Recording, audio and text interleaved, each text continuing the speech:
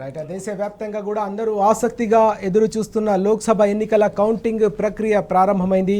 అనేక చోట్ల నుంచి ట్రెండ్స్ ఇప్పుడే వస్తున్న పరిస్థితి కూడా స్పష్టంగా కనిపిస్తుంది. పోస్టల్ బ్యాలెట్ లెక్కింపు ప్రక్రియ కూడా పూర్తయిపోయిన నేపథ్యంలో ఈవీఎంల లెక్కింపు ప్రక్రియను అధికారులు ప్రారంభించారు. ఇదే అంశంపై ప్రస్తుతం మనం చర్చను కంటిన్యూ చేస్తున్నాం. మనతో పాటు జాయిన్ అవుతున్నారు బీఆర్ఎస్ సీనియర్ నాయకులు దేవిప్రసాద్ గారు, అలాగే మనతో పాటు ఉన్నారు సీనియర్ జర్నలిస్ట్ నారా విజయ్ గారు. నమస్తే అండి ఇద్దరికి.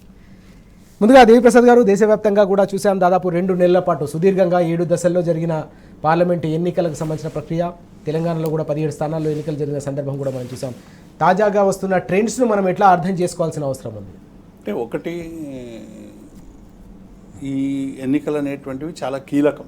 ఎందుకంటే 10 ఏళ్ళు భారతీయ జనతా పార్టీ ఆధ్వర్యంలో పరిపాలన ప్రజలు చూసింది. ఈ చూసినటువంటి సందర్భంలో సరైనటువంటి రీతిలో అసెస్ చేస్తారనేటువంటి ఒక విశ్వాసం మనకు అందరికి కూడా ఉండే. కారణం ఏంటంటే ఈ 10 ఏళ్ల రిజిమ్లో దేశ ప్రజలకు సంబంధించినటువంటి ఏ ప్రధానమైనటువంటి మౌలిక సమస్యలు పరిష్కారం కాలేదు. 22 కోట్ల మంది 78 కోట్ల మందికి సంబంధించినటువంటి ఆస్తి ఒక 22 మంది చేతుల్లోనే ఉందనేటువంటి వార్తలు మన ఇటీవల కలవరపరిచినాయి. అంటే పూర్తిగా ఒక అసమానతల్ని తీర్చాల్సినటువంటి భారత ప్రభుత్వం భారతదేశంలో అసమానతలు పెంచేటువంటి ప్రయత్నం చేసింది. ఇప్పటికీ 20 కోట్ల మంది 20 రూపాయలు కూడా సంపాదించుకోలేనటువంటి కూలీలు ఉన్నారు. అంటే భారత స్వాతంత్ర ఫలాలు ఇప్పటికి కూడా సరైనటువంటి రీతిలో అందుతలేవు. ఇదే కేసీఆర్ గారు అనేక సందర్భాల్లో చెప్పాడు. అంటే ఒక సరైనటువంటి రీతిలో అర్థం చేసుకోగాని మూడవ ప్రత్యామ్నాయం అనేటువంటిది కేసీఆర్ గారు చెప్పింది ఏంటంటే, 2 జాతీయ పార్టీలు ఈ దేశాన్ని పరిపాలించినప్పటికీ కూడా ప్రజల మౌలిక సమస్యల పరిష్కారంలో విఫలమైంది. అంటే ఓట్లు రాకపోవచ్చు, రేపు సీట్లు రాకపోవచ్చు, కానీ ఈ వాదం అనేటువంటిది ఇవాళ ప్రజలలో బాగా పోతున్నటువంటి మాట వాస్తవం. కాబట్టి ఇప్పటికీ ఎర్లీ ట్రెండ్స్ భారతీయ జనతా పార్టీకి సంబంధించి కొంత పోస్టల్ బ్యాలెట్లో ముందంజలో ఉందనేటువంటిది. కానీ డెఫినెట్గా ప్రజలు ఆలోచించాల్సింది. ఇలా అధిక ధరలు పెరిగిపోతూ ఉన్నాయి, రిజర్వేషన్ల మీద చర్చ జరుగుతూ ఉంది, నిరుద్యోగం పెరుగుతూ ఉంది, తర్వాత ప్రభుత్వ రంగ సంస్థలన్నీ నిర్వీర్యం అవుతూ ఉన్నాయి, రైతుల పరిస్థితి కనీసం చట్టబద్ధత మినిమం సపోర్ట్ ప్రైస్ చట్టబద్ధత చేయమని ఒక దీర్ఘకాలిక ఉద్యమం చేసి 900 మందికి పైగా మరణిస్తే కూడా దానికి సంబంధించిన మినిమం చట్టబద్ధత లేనటువంటి సందర్భం. ప్రాంతీయ పార్టీల పట్ల వాళ్ళందరూ కూడా ఇక్కడ చాలా సక్సెస్ఫుల్గా నేను అనుకుంటున్నా భారతీయ జనతా పార్టీ ఎక్కడ సక్సెస్ అయిందంటే, ప్రతిపక్షాల్లో ఉన్నటువంటి వాళ్ళందరూ అవినీతి పరులని చిత్రీకరించేది. అది పార్లమెంట్లో మోదీ చాలా స్పష్టంగానే చెప్పిండు పార్లమెంట్ వేదికగా. ఈ ట్రెజరీ బెంచ్లలో ఆ పక్కన ఉన్నటువంటి వాళ్ళందరూ కూడా అవినీతి పరులు అని చెప్పి.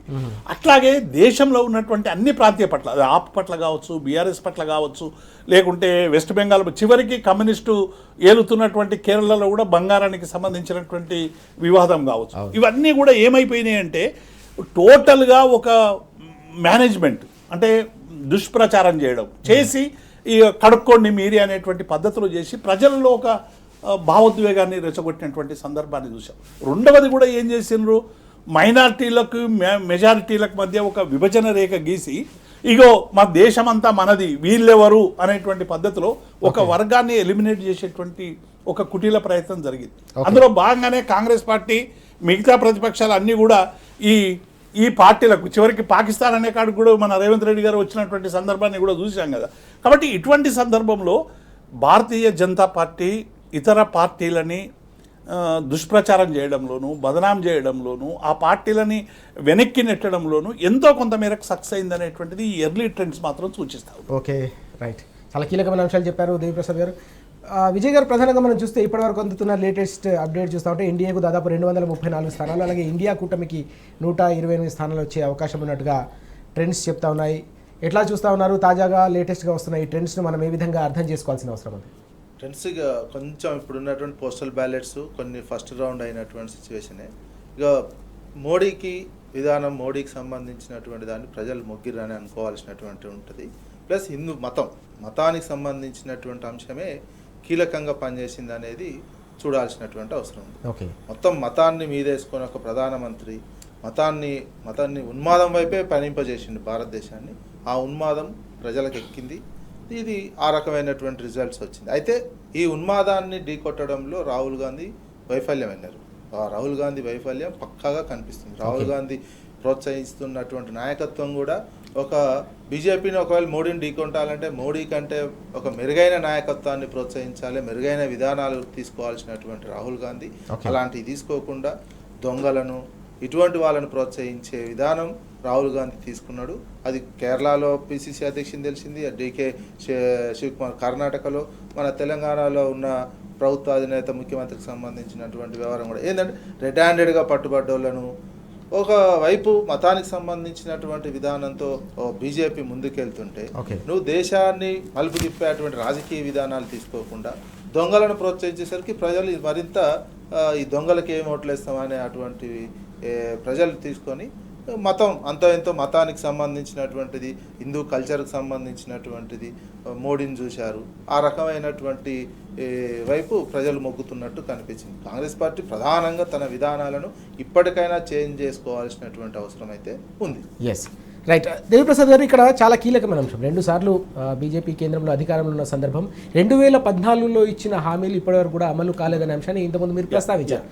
ఈ ఎన్నికల్లో ప్రజలకు సంబంధించిన ప్రధానమైన అంశాలు కావచ్చు, ప్రధానమైన సమస్యలు ఎజెండా కాకుండా కేవలం కొన్ని భావోద్వేగాలు మాత్రమే ఎన్నికలను పూర్తిగా ప్రభావితం చేసే పరిస్థితి కనిపించింది. అంటే ప్రధాన ప్రతిపక్ష కూటమి ఎక్కడ విఫలమైందంటే ఏం చెప్తారు? ఇప్పుడు రాజు గారు, ప్రధానంగా నేను అంటే ఈ 10 ఏళ్లలో ఎన్డీఏ ప్రభుత్వం కావచ్చు, బీజేపీ, ముఖ్యంగా ఆర్ఎస్ఎస్ ఇచ్చినటువంటి ఏ ఒక్క హామీ అమలు కాలేదు కాబట్టి ప్రజల నుంచి కోపాన్ని, ఆగ్రహాన్ని చవి చూడాల్సినటువంటి పరిస్థితిలోకి నెట్టబడుతున్నాం అనేటువంటి విషయం మోదీ గారికి అర్థమైంది. 2 సంవత్సరాల క్రితమే ఆయన అర్థం చేసుకున్నాడు. అర్థం చేసుకొని ఆయన బహుముఖాలుగా, బహురూపాలుగా ప్రతిపక్షాల మీద దాడిని మొదలుపెట్టాడు. దాడి పెట్టి ప్రధానమైనటువంటి సమస్యలు ఏవి చర్చకు రాకుండా చూసి, నిరుద్యోగం అనేది ఈ దేశంలో చర్చ లేదు, గ్యాస్ సిలిండర్కు సబ్సిడీ ఎత్తివేసినటువంటి చర్చ లేదు, ధరలకు సంబంధించినటువంటి చర్చ లేదు, రూపాయి మారక విలువ తగ్గినటువంటి చర్చ లేదు, ఇవాళ విద్యుత్ లేనటువంటి వేలాది గూడాలు ఉన్నాయి, ఆదివాసీ గూడాలు ఉన్నాయనేటువంటి చర్చ లేదు. ఈ చర్చలన్నీ పక్కకు పెట్టి కేవలం పోలరైజేషన్, అంటే మీరు మొదటి ముద్ద వాళ్ళకే పెడుతున్నాం అనే దగ్గర నుంచి మొదలు పెడితే చివరి దాకా కూడా చేసినటువంటి ప్రయత్నాన్ని చూసినాం. అంటే ఇక ఈ సమస్యల జోలికి పోతే సమస్యలు పరిష్కరించలేనటువంటి ప్రభుత్వంగా ప్రజలు మమ్మల్ని బోన్లో నిలబెడతారు, మాకు ఓటమి ఖాయమని తెలుసుకున్నటువంటి మోదీ ఈ హిందుత్వం, మతము అనేటువంటి వాటికి, అంటే మతం అనే వరకల్లా ఆలబోవ్ అయిపోతుంది. ఇక తిండి లేకున్నా పర్వాలేదు కానీ మా మతానికి ఏమి ఇబ్బంది పెడుతున్నాం అనేటువంటి ఒక భావన వచ్చే విధంగా ప్రజల్లో రెచ్చగొట్టేటువంటి ప్రయత్నం చేసి చివరికి తెలంగాణ దాకా వచ్చిందంటే ఇక అర్థం చేసుకోవాలి రాజు గారు. తెలంగాణ ఎన్నడూ కూడా ఈ 70 సంవత్సరాల చరిత్రలో ఇక్కడ సెక్యులర్ విలువలు ఉండాలని, ఇక్కడ గంగా జమున తైజీబు ఉండాలని కేసీఆర్ గారు ఈ 10 ఏళ్లలో గంగా జమున తైజీబును ఎట్లా కాపాడాలో దేశవ్యాప్తంగా ఒక రోల్ మోడల్గా హైదరాబాద్ను చూపించాడు. ఒక చిన్న ఘటన లేదు, ఈ మతాల మధ్య ఘర్షణ లేదు, అన్ని మతాలు, అన్ని పండుగలు కలిసి చేసుకునేటువంటి ఒక వాతావరణం నుండి ఇవాళ ఏమైపోయింది, మీ పండుగ మీది, మా పండుగ మాది అని నిర్దేశించేటువంటి రాజకీయాలు ఇవాళ ఆధిపత్యానికి వస్తే అది ఎంత ప్రమాదకరమో తెలంగాణ ప్రజలు గుర్తించాలి. రేవంత్ రెడ్డి కూడా అసలు ఏమైపోయింది, అసలు ఆయన ప్రధాన శత్రువు బీఆర్ఎస్ కానే కాదు ఇక్కడ, కానీ ఏం చేసిండు, బీఆర్ఎస్ను ఓడించడానికి బీజేపీతో ములాఖతై ఇవాళ అనేక ప్రాంతాల్లో ఇద్దరు కలిసి బీఆర్ఎస్ను బొందబెట్టాలనేటువంటి ఒక కుటిల ప్రయత్నం చేసి, కానీ ప్రజలు ఇలా అర్థం చేసుకోవాల్సింది ఏంటంటే ఇలా దీర్ఘకాలికంగా ఈ రాష్ట్రానికి కేసీఆర్ కానీ బీఆర్ఎస్ అనేటువంటిది అవసరం. తెలంగాణకి శ్రీరామ రక్ష బీఆర్ఎస్ మాత్రమే అనేటువంటి విషయాన్ని అర్థం చేసుకోవడంలో, అర్థం చేయించడంలో ఏమైనా ఫలితాలు అటు ఇటు అయితే మేము విఫలమైనట్టు తప్ప ప్రజల తప్పేం కాదు. ప్రజలకు వివరించి చెప్పాల్సినటువంటి బాధ్యత ఒక రాజకీయ పార్టీది. చెప్పిన విషయమే చెప్పాలి, తెలియని అంశాలన్నింటినీ తెలియజెప్పాలి, ఒక రాజకీయ పార్టీగా చూసుకోవాలి. కానీ ఇలా భారతీయ జనతా పార్టీ ఏమైందంటే సక్సెస్ఫుల్గా మీరు అన్ని రాజకీయ ఈ ఆపు 2 రాష్ట్రాల్లో బలోపేతంగా ఎదుగుతున్నటువంటి ఆపును ఇలా ఏం చేశారు, చివరికి ముఖ్యమంత్రిని జైలుకు తీసుకుపోయేదాకా వెళ్ళు.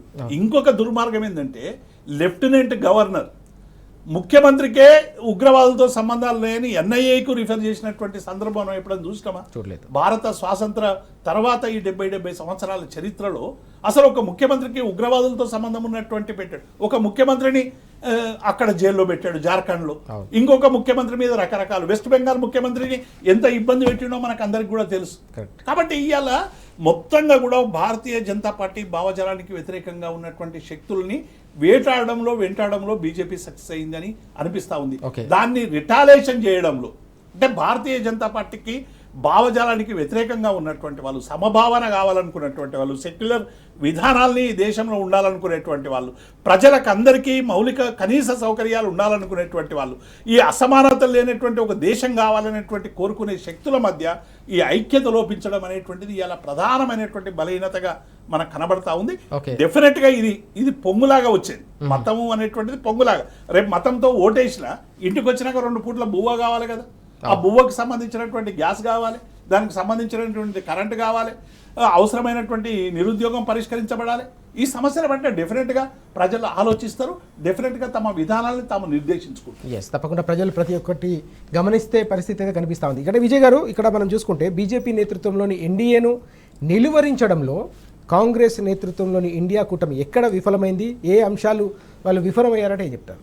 మొదలు మోడీకి సంబంధించినటువంటి ఎజెండాని తిప్పికొట్టడంలో ఐక్య కార్యాచరణ, ఒక ఐక్య విధానాన్ని రూపొందించడంలో వైఫల్యం చెందారు. మోడీ దేశభక్తి కావచ్చు, భారతదేశ హిందువుకు నేనే రిప్రజెంటేషను, దేశాన్ని రక్షిస్తుండు అనే ఒక ఇమేజ్ని తీసుకుపోతున్నటువంటి సందర్భంలో అది మొదటి నుంచి క్రమక్రమంగా రాహుల్ గాంధీ, ఇండియా కూటమి తిప్పికొట్టడం, మిగతా ప్రాంతీయ శక్తులను కలుపుకోవడంలో కూడా రాహుల్ గాంధీ విఫలమయ్యారు. కాంగ్రెస్ పార్టీ ఎక్కడ నిలువరించలేకపోతుంది మోడీకి సంబంధించిన ప్రతిదీ. దేశ స్వతంత్రం కానించి వచ్చినటువంటి ప్రతి దాన్ని ఎప్పటికప్పుడు ఒక టార్గెట్ చేసి బీజేపీ, ఆర్ఎస్ఎస్ శక్తులు చేస్తున్నటువంటి, మోడీ చేస్తున్నటువంటి దాన్ని తిప్పికొట్టలేకపోయారు.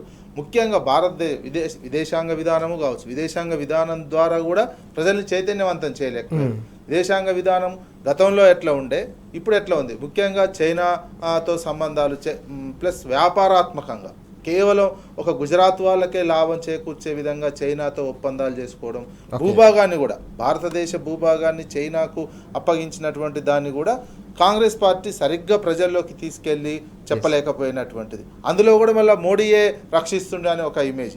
అయితే నెక్స్ట్ ఏం చేయబోతారంటే, ఈ 5 ఏళ్ల కాలంలో మళ్ళీ కూడా ఒక పెద్ద ప్రమాదం ఉన్నది. వీళ్ళు నెక్స్ట్ ఇమీడియట్గా పీఓకే మీద, ఈ 5 సంవత్సరాలు పీఓకే మీదనే దేశ రాజకీయాలను నడుపుతారు.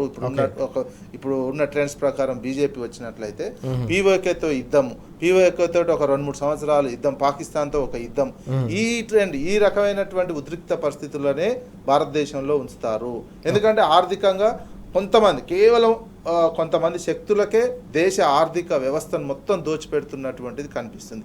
ఈ దోచిపెట్టేటువంటి విధానం ప్రజలకు అర్థం కాకుండా ఉండాలి, ప్రజల్లోకి వెళ్లకుండా ఉండడం కోసం ఈ పీఓకేని ముందల పెట్టే అవకాశం కనిపిస్తుంది. దీన్ని కాంగ్రెస్ పార్టీ కావచ్చు, దేశంలో ఉన్నటువంటి ఇతర రాజకీయ శక్తులు కావచ్చు, మొదటి నుంచి ఈ రోజు నుంచి ఒకవేళ ఓడిపోతే ఈ రోజు నుంచే మళ్ళా నెక్స్ట్ ఎలక్షన్లు భారతదేశ ప్రజలని చైతన్యవంతం చేస్తూ రాజకీయ విధానాలు రూపొందించుకోవాల్సినటువంటి అవసరం కాంగ్రెస్ పార్టీకి కావచ్చు, ఇతర భారతదేశ సెక్యులర్ పార్టీలకు కావచ్చు, ప్రాంతీయ పార్టీలకు కావచ్చు, ఆ రకమైనటువంటి విధానాలు రూపొందించుకోవాల్సినటువంటి అవసరం ఉంది. మోడీ ఇది చేస్తున్నటువంటి ఇది ఒక కీలకమైనటువంటి ఎలక్షన్. భారతదేశంలో 3వసారి ఈ శక్తులు, మత శక్తులు ముందుకు వస్తున్నటువంటి దశ ఇది ముదురుతుంది. ఈ 3వసారికి మత ఉన్మాదాన్ని మరింత ముదిరింపజేస్తారు. భారతదేశంలో అనేక మత గొడవలు సృష్టించడానికి ఉన్నటువంటి హిడెన్ ఎజెండా, వాళ్ళకు ఉన్నటువంటి ఆర్ఎస్ఎస్ హిడెన్ ఎజెండాని క్రమంగా ఇంప్లిమెంటేషన్ చేస్తారు. అది మంచిగా అనిపిస్తుంది. మిగతా మెజారిటీ ప్రజలుగా ఉన్నటువంటి హిందువులకు తాత్కాలికంగా మంచిగా అనిపిస్తుంది. ఎందుకంటే నెక్స్ట్ మైనారిటీ మతస్థులకు సంబంధించినటువంటి దాడులు జరుగుతున్నా, వాళ్ళని నిరంతరం ఏదో రకమైనటువంటి చేసే ఉద్రిక్త పరిస్థితులు రెచ్చగొడుతున్నా, పీఓకే మీద యుద్ధం అంటే పీఓకే మీద బాంబులు వేసినట్టే. ఎందుకంటే ఇప్పుడు అంతర్జాతీయ పరిస్థితులు ఎట్లున్నాయంటే యుద్ధానికి అనుకూలమైనటువంటి పరిస్థితులు ఉన్నాయి. ఇజ్రాయెల్ పాలస్తీనా మీద దాడి చేసినా, అదేవిధంగా రష్యా ఉక్రెయిన్ మీద దాడి చేసినా, పెద్ద ప్రపంచవ్యాప్తంగా వచ్చి చేసి పెద్ద అది కనిపించట్లేదు. రష్యాకు సపోర్ట్ చేసే వాళ్ళు అయినా యుద్ధం అవుతూనే ఉంది. ఐక్యరాజ్య సమితి జోక్యం చేసుకునేది. దాన్ని ఇక్కడ మన రాజకీయంగా ఇప్పుడు ఉన్నటువంటి కొత్త మత శక్తులు ఉపయోగించుకొని పీఓకే మీద దాడి చేస్తారు. ఎందుకంటే పీఓకే మేము గతంలో చెప్పినాం ఆక్యుపై చేసుకుంటాము అనే విషయం దాని మీద చేస్తారు. దాన్ని భారతదేశం అంతా ప్రజలు సమర్థించాల్సిన పరిస్థితి వస్తుంది. అదొక ఆ రకమైనటువంటి పరిస్థితుల్లోకి వెళ్ళిపోతుంది. మతానికి సంబంధించిన ఇదే ఎజెండాతో గెలిచినటువంటిది ఇది మరింత ఊతమిస్తుంది. ప్రతిపక్షాలను అణచివేసే చర్య ఎమర్జెన్సీ రోజుల వస్తాయి. ప్రతి ఒక్కరిని మీరు గట్టిగా మాట్లాడినట్లయితే ఇంకొక కొద్ది రోజులు 6 నెలలు కావచ్చు, ఏడాది కావచ్చు, ఈ 300-400 సీట్లతో ఉన్నట్లయితే పూర్తిగా ఒక నియంతృత్వం వైపు అడుగులు పడబోతున్నది. ఇది ప్రతి ఒక్కరు ఎమర్జెన్సీ నిజమైన ఇప్పటిదాకా ఎమర్జెన్సీలో కొంత ఎమర్జెన్సీ, ఇప్పుడు రియల్ ఎమర్జెన్సీలోకి 5 సంవత్సరాల కాలంలో పోబోతుంది. దీన్ని విపక్షాలు కావచ్చు, దేశ రాజకీయ పార్టీలు, ప్రజాస్వామికవాదులంతా ఖండించి నిరంతరం పోరాటం పదంలోకి వెళ్లాల్సినటువంటి సమయం అయితే ఆసన్నమైంది. మొత్తానికి లోక్సభ ఎన్నికల ఫలితాల ప్రభావం దేశంపై ఎలా ఉండబోతుంది అనేది మాత్రం దేశవ్యాప్తంగా కూడా తీవ్ర చర్చ జరుగుతున్న పరిస్థితి కనిపిస్తోంది. ఒక్కసారి మనం లేటెస్ట్ అప్డేట్స్ చూద్దాం. ప్రస్తుతం అందుతున్న ట్రెండ్స్ బట్టి చూస్తూ ఉంటే బీజేపీ నేతృత్వంలోని ఎన్డీఏకు 260 స్థానాల్లో ఆధిక్యం కొనసాగుతుంది. కాంగ్రెస్ కూటమి 164 స్థానాల్లో ఆధిక్యంలో ఉంటే ఇతరులు 45 స్థానాల్లో ఆధిక్యంలో ఉన్న పరిస్థితి స్పష్టంగా మనకు కనిపిస్తోంది. జాతీయ యవనికపై జడ్జిమెంట్ డే నడుస్తోంది. దేశవ్యాప్తంగా కూడా ప్రతి ఒక్కరిలో ఆసక్తి పెరుగుతున్న పరిస్థితి స్పష్టంగా మనం చూస్తున్నాం. ప్రతి ఒక్కరు కూడా టీవీలకు అతుక్కుపోయి ఉన్నారు. ఎన్నికల ఫలితాలు ఏ విధంగా ఉండబోతున్నాయనే చర్చ దేశవ్యాప్తంగా కూడా కొనసాగుతోంది. పార్లమెంటు ఎన్నికల్లో దేశవ్యాప్తంగా వస్తున్న ట్రెండ్స్ బట్టి చూస్తూ ఉంటే ఎన్డీఏ మరోసారి అధికారంలోకి రాబోతుందనే సంకేతాలు స్పష్టంగా కనిపిస్తున్న సందర్భం మనం చూస్తూ ఉన్నాం. బీజేపీ నేతృత్వంలోని ఎన్డీఏకు దాదాపు 270 స్థానాల్లో ప్రస్తుతం ఆధిక్యంలో ఉంటే కాంగ్రెస్ కూటమి 163 స్థానాలకు పరిమితమైనట్టుగా కనిపిస్తూ ఉంది. ఇక్కడ మరో కీలకమైన అంశం సికింద్రాబాద్ కంటోన్మెంట్కు సంబంధించిన బై ఎలక్షన్ కౌంటింగ్ కూడా కొనసాగుతున్న పరిస్థితి మనం చూస్తున్నాం. అవి కూడా వివరాలు తెలుసుకునే ప్రయత్నం చేద్దాం. దేవిప్రసాద్ గారు, కంటోన్మెంట్కు సంబంధించిన బై ఎలక్షన్స్ కూడా జరిగిన పరిస్థితి మనం చూసాం. బై ఎలక్షన్ సంబంధించిన ఫలితాలు కూడా వస్తూ ఉన్నాయి. ఆ ఎన్నికను మనం ఎట్లా చూడాల్సిన అవసరం ఉంది? అంటే ఒకటి రాజు గారు, అంటే తెలంగాణ వ్యాప్తంగా కూడా జరిగినటువంటి ఎన్నికలు చూస్తూ ఉంటే 2 జాతీయ పార్టీలు, నేను ఇంతకుముందే చెప్పిన 2 జాతీయ పార్టీలు కుమ్ముక్కై ఇక్కడ ఉన్నటువంటి బీఆర్ఎస్ని ఎదుర్కోవాలి, కేసీఆర్ని ఎదుర్కోవాలి అనేటువంటి దాని మీదనే చాలా కాన్సన్ట్రేట్ చేసినాయి. ఎవరు బలోపేతంగా ఉంటే వాళ్ళకి బలహీనంగా ఉన్నటువంటి వ్యక్తులు సపోర్ట్ చేసి ఒకరికొకరు నువ్విని నేనిని పంచుకుందామన్న రీతిలో మనకు కనబడుతున్నటువంటి మాట వాస్తవం. అంటే ఇక్కడ ఏమైపోయిందంటే బీఆర్ఎస్ పార్టీ దీనికి ఏం స్టేక్ లేదు, అంటే లోక్సభ ఎన్నికల్లో వాళ్ళు ఎందుకు ఉండాలి అనేటువంటి దాన్ని చాలా విషపూరితంగా ప్రచారం చేసినటువంటి సందర్భాన్ని చూసి, రెండవది కాంగ్రెస్ను మైనార్టీలు అందరూ ఒకటి అనేటువంటి పద్ధతి చేసి హిందువుల ఓట్లు కొంచెం పోలరైజ్ చేసేటువంటి ప్రయత్నం చేయడం, అసలు సమస్యల మీద ఏవి చర్చ జరగకుండా చేసేటువంటి ప్రయత్నం చేయడం, ఈ 3 చేయడం వల్ల 2 జాతీయ పార్టీలు పోటీపడి ఇలా బీఆర్ఎస్ను వెనక్కి, చాలామంది ప్రజలకు వాళ్ళు ఏం చెప్పారంటే సంజయ్ ఇది కేసీఆర్ను సీఎంగా ఎన్నుకునేటువంటి ఎన్నిక కాదు, అది అయిపోయింది మొన్ననే. కేసీఆర్ గారు అయిపోయింది. మళ్ళీ వచ్చేటప్పుడు కేసీఆర్కి ఎదురు ఇప్పుడు నీళ్ళు వస్తలేవు, కరెంట్ వస్తలేదు, అది వస్తలేదు అంటే బీజేపీ వాళ్ళు చేసిన ప్రచారం ఏంటంటే నెక్స్ట్ మీరు కేసీఆర్కి వేసుకోండి, ఈ ఒక్కసారి మాకు వేయండి అని చెప్పేటువంటి ఒక విషపూరితమైనటువంటి ప్రచారం కూడా జరిగింది. కాబట్టి ఇవన్నీ ఫ్యాక్టర్స్లో అసలు కేసీఆర్ గారి స్పందన, బస్ యాత్ర స్పందన కావచ్చు, మేము గ్రౌండ్లో తిరుగుతున్నటువంటి స్పందన కావచ్చు, చాలా అపూర్వంగా కనిపించింది. కానీ అది ఓట్లను తీసుకోవడంలో ఏ మేరకు ఎక్కడ ఫాల్ట్ అయిందనేటువంటి విషయం మీద డెఫినెట్గా ఆలోచించాల్సినటువంటి అవసరం. డెఫినెట్గా మనం అంటే ఇవి ఎర్లీ ట్రెండ్స్, బహుశా ఏది ఏమైనా కానీ కొంత భారతీయ జనతా పార్టీ ఇక్కడ మతానికి సంబంధించినటువంటి ఒక ప్రభావం చూపెట్టడంలో కొంత సక్సెస్ అయిందనేటువంటిది మాత్రం ఎర్లీ ట్రెండ్స్ కనబడుతుంది. అసలు ఉద్యోగులు ఎన్నడూ కూడా బ్యాలెట్లలో భారతీయ జనతా పార్టీకి వేసింది ఎన్నడూ కనబడలే. వేస్తే బీఆర్ఎస్, ఎప్పుడన్నా బీఆర్ఎస్ మీద కోపం వస్తే కాంగ్రెస్కి ఇచ్చినటువంటి సందర్భాలు చూసినాం. కానీ ఇప్పుడు ఇద్దరిని పక్కకు పెట్టి బీజేపీకి వేయడం అనేటువంటి తెలంగాణలో ఒక కొత్త పరిణామం. దీన్ని అసలు అందరం కూడా సీరియస్గా తీసుకోవాలి, దీని వెనుక కారణాలు ఏంటని శోధించాలి.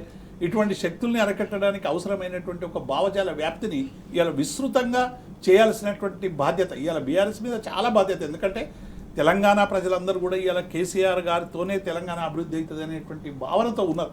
ఇలా కాంగ్రెస్ వచ్చింది, కరెంట్ పోయింది, కాంగ్రెస్ వచ్చింది, షాదీ ముబారక్ పోయింది, ఇవన్నీ కూడా ఉన్నాయి. చాలా విషయాలు మనం చెప్పినప్పటికీ కూడా ఒక తాత్కాలిక ప్రయోజనాల కోసం వచ్చినటువంటి విష ప్రచారాన్ని నమ్మి కొంత డైవర్ట్ అయినట్టుగా కనబడతా ఉంది. డెఫినెట్గా అన్ని రిజల్ట్స్ వచ్చిన తర్వాత వీటిని పరిశోధించి రేపు డెఫినెట్గా తెలంగాణను ఈ సెక్యులర్ వైపు ఉంచే విధంగా, అంటే గంగా జమున థైజిమును ఏదైతే అనేక సామాజిక ఉద్యమాలు ఇక్కడ జరిగి పోరాటాలు చేసి అశేష త్యాగాలు చేసినటువంటి ఒక చరిత్ర ఉన్నదో దాన్ని నిలపడానికి కేసీఆర్ గారు చేసినటువంటి ప్రయత్నం ఏదైతే ఉందో దాన్ని కొనసాగింపుగా ఉండేటువంటి ఒక వాతావరణాన్ని ఇవాళ క్రియేట్ చేసేటువంటి బాధ్యత డెఫినెట్గా మా మీద, బీఆర్ఎస్ మీద ఉంటుంది. డెఫినెట్గా ఆ బాధ్యతను తీసుకుంటాం. ఎన్నికల్లో గెలుపు ఓటములు అనేటువంటివి చాలా సహజం. మొన్న మా కేసీఆర్ గారు ఆవిర్భావ దినోత్సవ సందర్భంగా అందరితో పంచుకున్నటువంటి విషయాలు మీకు అందరికి కూడా తెలుసు. Yes. రాజకీయ పార్టీ అయినప్పుడు ఒకసారి గెలుస్తాం, ఒకసారి ఓడతాం, కానీ ప్రజల పక్షం ఉండడం అనేటువంటిది ఒక నిరంతర ప్రవాహం లాగా ఉండాలి. Okay. ప్రజల సమస్యల్ని పట్టించుకోవడం, ప్రజల్ని అడ్రస్ చేయడం, ప్రజల కష్టాల్లో కన్నీళ్లతో కలిసి ఉండడం. రెండవది ప్రభుత్వం ఇచ్చినటువంటి హామీలు అమలు కావడానికి అవసరమైనటువంటి పోరాటాలని నిర్మించడం, ప్రజలతో ఇలా నిలదీపించడం, అవన్నీ కూడా అమలయ్యేంత వరకు వెంటాడడం వేటాడడం రాజకీయ క్షేత్రంలో చేయాల్సినటువంటి పని.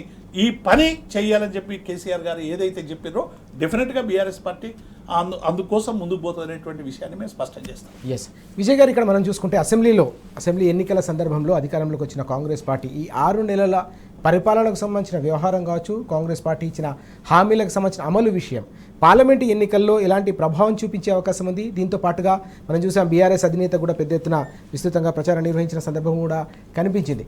పరిపాలనాపరమైన వైఫల్యాలు ప్రజల్లో ఎలాంటి ఆలోచనను రేకెత్తించే అవకాశం ఉందని భావించాలి. చాలా రేకెత్తించినందుకే ఈ రిజల్ట్స్ కనిపిస్తున్నాయి. ముఖ్యంగా ఇక్కడ ఏంటంటే ఇప్పుడు జరిగిన దాంట్లో కాంగ్రెస్ ప్రభుత్వ అధినేత రేవంత్ రెడ్డి మీద ఉన్నటువంటి వ్యతిరేకత బాగా స్పష్టంగా కనిపించినటువంటి 6 నెలలకే 5 నెలలకే ఇంత వ్యతిరేకత అనేది ఈజీగా స్పష్టంగా రిజల్ట్స్లో ట్రెండ్స్లో కనిపిస్తున్నటువంటిది. ఒకటి వాళ్ళే డెడ్ లైన్ పెట్టుకున్నారు. కాంగ్రెస్ పార్టీ ముఖ్యమంత్రి తన సొంతంగా అనేక కార్యక్రమాల మీద డెడ్ లైన్స్ పెట్టుకొని ఆ డెడ్ లైన్స్ ఉల్లంఘిస్తున్నాయి ప్రజలు అబ్జర్వేషన్ చేశారు. ప్లస్ వాళ్ళ అనుభవంలో గతంలో ఉన్నదానికి భిన్నంగా కరెంటు కావచ్చు, వాటర్ కావచ్చు, పంటలకు నీళ్ళకు సంబంధించినటువంటిది పంటలేండి వాళ్ళ అనుభవంలో తెలుసుకున్నటువంటిది కనిపించింది. ఇంకొకటి మధ్యతరగతులలో కొంత ఎలైట్ పీపుల్లో అబ్జర్వ్ చేసిందంటే ఒక ముఖ్యమంత్రి లాగా వ్యవహరించినట్టు కనిపించలేదు. ముఖ్యంగా భాష ఒక ప్రజాస్వామ్యంగా ఎన్నుకోబడి రాజ్యాంగబద్ధంగా ఉన్నటువంటి ముఖ్యమంత్రి నోట్లకి వెళ్ళి మానవ బాంబని పేగులు మెడలకు వేసుకుంటా అనేది ఇవి తెలంగాణ ప్రజలు జీర్ణించుకోలేకపోయినటువంటి పదజాలాలు ఇవి. ఎందుకంటే అవి జనరల్గా టెర్రరిస్టులు, తీవ్రవాదులు, ఎల్టీటీకి సంబంధించి అలాంటి తీవ్రవాద సంస్థలు, తాలిబాన్ లాంటి తీవ్రవాద సంస్థల అధినేతలు మాత్రమే అట్లాంటి భాష మానవ బాంబులు లాంటివి మాట్లాడతారు. ఇక్కడ ప్రజాస్వామ్య భారతదేశం లాంటి అత్యంత ప్రజాస్వామిక విలువలు ఉన్నటువంటి భారతదేశంలో ప్రజలు ఎన్నుకున్న ముఖ్యమంత్రి మాట్లాడటాన్ని సామాన్య తెలంగాణ ప్రజలు జీర్ణించుకోలేనటువంటిది కనిపించింది. ప్లస్ తనకు తానే నేను రెఫరెండం అని చెప్పుకున్నటువంటి వ్యక్తి ఏది ఇంప్లిమెంటేషన్లో విఫలమైనటువంటిది. ప్లస్ నేను 14 గెలుస్తా 12 గెలుస్తా అని చెప్పుకుంటున్నటువంటి సందర్భంలో ట్రెండ్స్ చూస్తే ఆ రకమైనటువంటి ట్రెండ్స్ అయితే ఇప్పటికి కనిపించటం లేదు. ఈ వ్యతిరేకత ఈ 5 నెలల్లో వచ్చినటువంటి వ్యతిరేకత నెక్స్ట్ 4.5 సంవత్సరాలు అది పెరుగుతూనే ఉంటుంది తప్ప ఈ ముఖ్యమంత్రి వ్యవహరించినటువంటి తీరు మీద తగ్గే అవకాశం కాంగ్రెస్ పార్టీది అయితే ఆ ట్రెండ్ తగ్గేది కనిపించదు. ఇక లోకల్కి వచ్చేసరికి స్థానికంగా ఇప్పుడు బీజేపీకి వస్తున్నప్పటికీ స్థానికంగా వచ్చేసరికి ప్రాంతీయ పార్టీలకు సంబంధించినటువంటి ఆస్పిరెంట్సే రేపు ఎలక్షన్లో ఉపయోగపడతాయి. ఇప్పుడు ఎమ్మెల్సీ ఎలక్షన్లో ఒకటి చూసాం, అక్కడ స్థానిక ఎమ్మెల్సీ వచ్చేసరికి మళ్ళీ బీఆర్ఎస్ వైపు వచ్చింది. రేపు వెళ్ళి కౌంటింగ్ జరిగే గ్రాడ్యుయేషన్ కూడా అది బీఆర్ఎస్. నెక్స్ట్ లోకల్ బాడీస్ జరిగితే బీజేపీ ఉండదు సీన్లో. రేపు లోకల్ బాడీ జరిగినట్లయితే మళ్ళీ కాంగ్రెస్ వర్సెస్ బీఆర్ఎస్ పార్టీ మధ్యలోనే పోటీ ఎక్కువగా ఉండే ఇది మా ఎలక్షన్స్ కావు, ఇది నేషనల్. అదే ఒక రకమైనటువంటి మత సెంటిమెంటు ఎమోషన్ ఒకటి క్రియేట్ చేయబడినటువంటిది తెలంగాణ సమాజంలో కూడా క్రియేట్ చేసి అది ప్రభావితం చూపించింది. అయితే మారుతున్న చరిత్ర ఇది 3వ టర్మ్ కూడా ఇలాంటిది ఎమోషన్ని ప్రజలు యాక్సెప్ట్ చేస్తున్నారు అంటే రాజకీయ పార్టీలు కూడా ఏమైందంటే భారతదేశానికి మంచిది కాదు. రాజకీయ పార్టీలు కూడా ఏమి స్వచ్ఛంద సంస్థల్లాగా ఉండవు రాజకీయ పార్టీలు. అరే మేము కూడా మెజార్టీ వాదమే తీసుకుంటారు, ఇది భారతదేశానికి మంచిది కాదు. మేము కూడా వాళ్ళ కోసం ఎందుకు ఆలోచించాలి? 1-2 రాజకీయ పార్టీలు ఆలోచిస్తే కానీ రాజకీయ పార్టీ ఎప్పుడైనా మేము రాజకీయం చేయాలి, అధికారం రావాలి, మొత్తం సమాజాన్ని పరిపాలించాలి అనే దాంతో ఉంటాయి. సమాజాన్ని మాకు ఓట్లు రావాలి, గెలవాలి అని ఎక్కువ అంటే మైనార్టీకి సానుభూతిగా ఉండాల్సినటువంటి విధానం కూడా రాజకీయ పార్టీలు తీసుకోవు. అరే మనకెందుకు ఒక మొత్తం మెజార్టీ మతానికి సంబంధించినటువంటి ప్రజల ఎమోషన్ ఉన్నప్పుడు అదే ఎమోషన్ని క్యారీ చేసి మనం కూడా రాజకీయంగా లాభపడాలనే చూస్తే తప్ప ఏదో 1-2 పార్టీలు ఈ భారతదేశము ఒక మొత్తం హిందూ ముస్లిం కలిసి ఉండాలనే విధంగా 1-2 పార్టీలు ఏదైనా ఉంటాయి.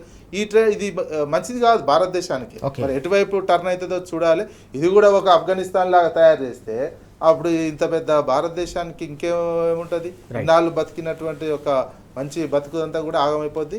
కేంద్రీకరణ మొత్తం ఏ రకమైనటువంటిది అంటే క్యాపిటలిజం ఏది మళ్ళీ అది కూడా ఎట్లాంటి క్యాపిటలిజం, మత ఉన్మాదానికి సంబంధించినటువంటి క్యాపిటలిజము క్రమంగా భారతదేశంలో వెళ్ళనుకునే పరిస్థితి. ఇద్దరు ముగ్గురు చేతుల్లోనే సంపద అంతా ఉండాలి, వాళ్ళ చేతుల్లోనే అన్ని వ్యవస్థలు ఉంటున్నాయి, వాళ్ళ వ్యవస్థల ద్వారా ఎమోషన్స్ క్రియేట్ చేస్తున్నారు, ఇంక్లూడింగ్ మీడియా కూడా ఎమోషన్స్ క్రియేట్ చేసి ఎప్పుడు ప్రజలను అదే ఎమోషన్లో ఉంచడం, మొత్తం దోచిపెట్టడం వాళ్ళకే.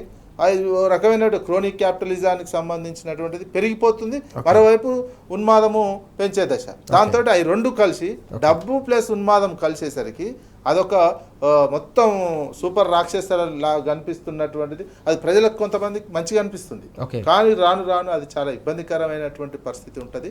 ఇది సమాజంలో ఉన్న ప్రజాస్వామిక వాదులంతా కూడా ఆలోచించుకోవాల్సినటువంటి సమయం అయితే వచ్చింది. ఈ ట్రెండ్స్ ఇప్పుడున్నటువంటి ట్రెండ్స్ నిజంగానే మళ్ళీ 400 వరకు 300 దాటి వచ్చినట్లయితే పరిస్థితి వేరే రకంగా ఉంటుంది. చాలా కంట్రోల్ అయిపోతుంది. ఇండియాలో కంట్రోల్ కాదు, ఒక మొత్తం ప్రతిదీ మైన్యూట్ లెవెల్లో ఏ వేసినా హింసించేది, ఏది చేసినా అరెస్ట్ చేయడము, విపక్షాలకు సంబంధించినటువంటి గట్టిగా మాట్లాడితే వాళ్ళని జైల్లో పెట్టడము. ఇది ఒక కొత్త ట్రెండ్లోకి, కొత్త అధ్యక్ష తర పాలన వైపు కూడా మళ్ళీ అవకాశాలు ఉంటాయి. అట్లాంటి పరిస్థితి వస్తుందా రాదా అనేది మనం కాలం డిసైడ్ చేస్తుంది, చూద్దాం. రైట్. మొత్తానికి సంపద కేంద్రీకృతం అవుతోంది, అలాగే జాతీయ స్థాయిలో అధికారం కూడా కేంద్రీకృతం అవుతోంది.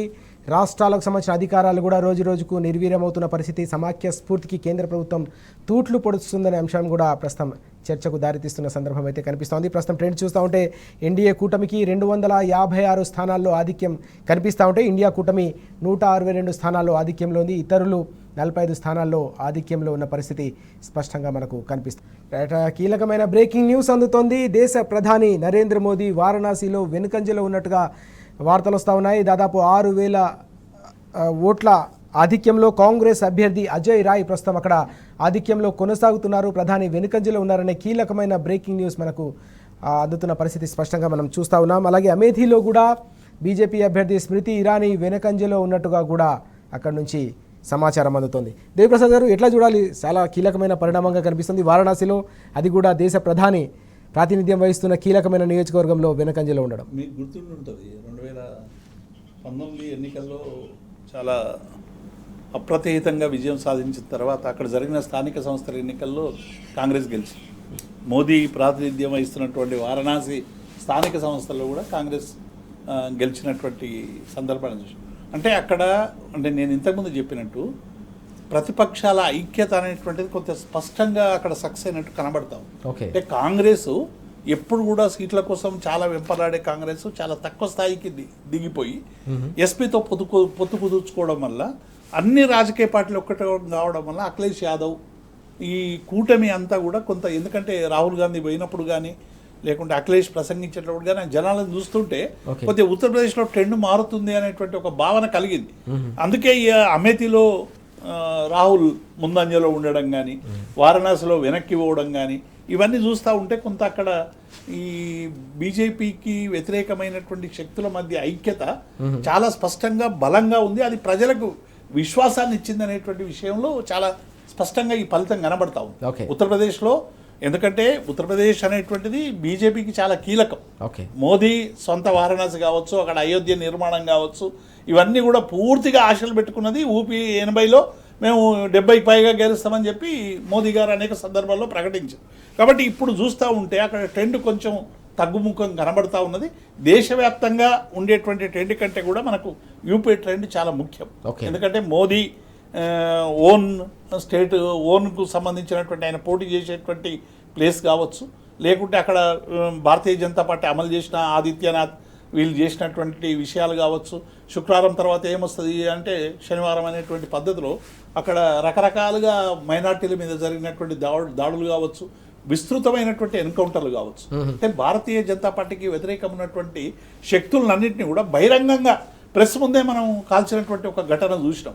అంటే టోటల్గా ల్యాండ్ ఆర్డర్ అంతా కూడా ఫెయిల్యూర్ అయిపోయింది ఉత్తరప్రదేశ్లో అనేటువంటి ఒక భావన కలిగింది. సాధు దేశంలో ఉన్నటువంటి ముఖ్యమంత్రి పూర్తిగా హింసాత్మకమైనటువంటి పనులు చేస్తుండనేటువంటి ఒక భావన కూడా కలిగింది. కాబట్టి ఉత్తరప్రదేశ్ ఎన్నికల్లో డెఫినెట్గా బీజేపీకి ఆ మాత్రమైన వ్యతిరేకత వస్తుందంటే ప్రతిపక్షాల ఐక్యత అనేటువంటిది మనం అర్థం చేసుకోవాలి.